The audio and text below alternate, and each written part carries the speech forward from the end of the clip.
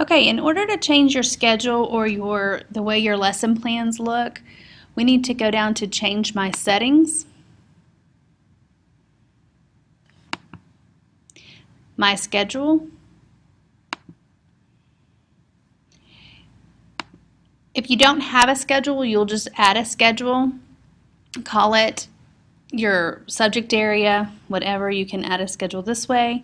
If you already have a schedule, you will edit schedule. So I'm going to go ahead and I'll add a new schedule.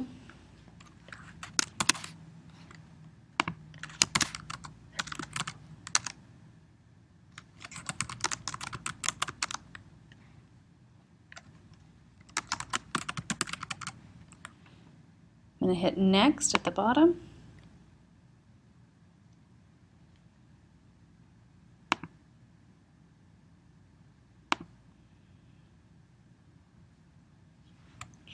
Okay, and now I'm going to add an entry, so whatever you want in order. So if it's by period, then that's one thing. If you're doing it, if you're elementary and you need it by subject, then you would just list the subjects in order. A course with standards is going to put the TEKS in with that course. If it's just an entry like lunch and you just want the time in there, you can do that as a special entry. All right, so I'm going to start with a course next. This would be 6th grade, so I'm going to do middle school mathematics, and I'm going to choose 6th grade. Hit next. If that would be all I needed to do to get my 6th grade TEKS in there. If I taught something else, I would add an entry and then go add whatever else. So if I was also doing English, I would put English in here. If you were doing elementary, you would just keep adding your courses. That's how you get your TEKS into your lesson plans.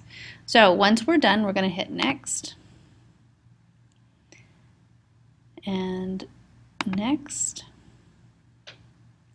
And this begin using Forethought is important because it really is a save button, even though it doesn't say that. You want to go ahead and hit begin using Forethought and not just go ahead and start using Forethought. So begin using Forethought. And now I can go into my lesson planner.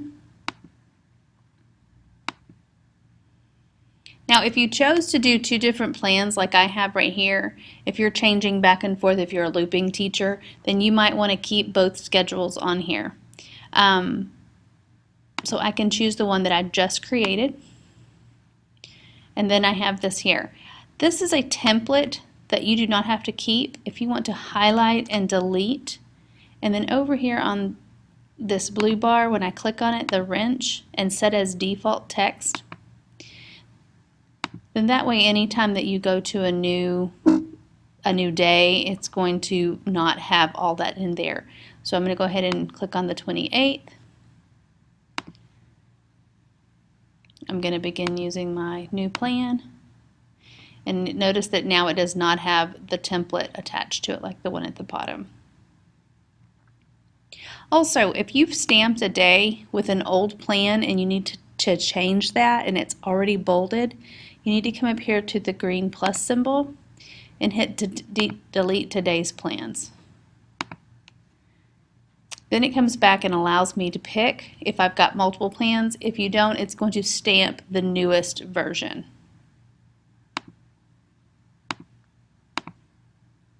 So now I can have a different version. This would be 7th grade math. If you're wanting to share your planner, you're also going to click change my settings, hit share planner, and then in here you can add whomever you need to add to your list or remove. So I'm going to click remove because these many people no longer would like to be on my list.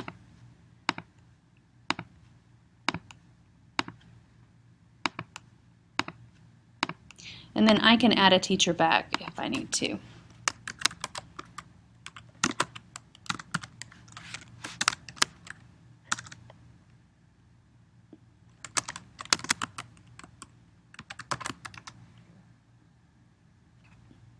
next. Pick the person that I'm talking about. And then now my lesson plans are going to show up in that teacher's list. You do have to go all the way through. Returning to my planner is also a save button. So you want to go ahead and click return to my planner. And then notice that I shared with her. So my name would come up in her list here. Okay.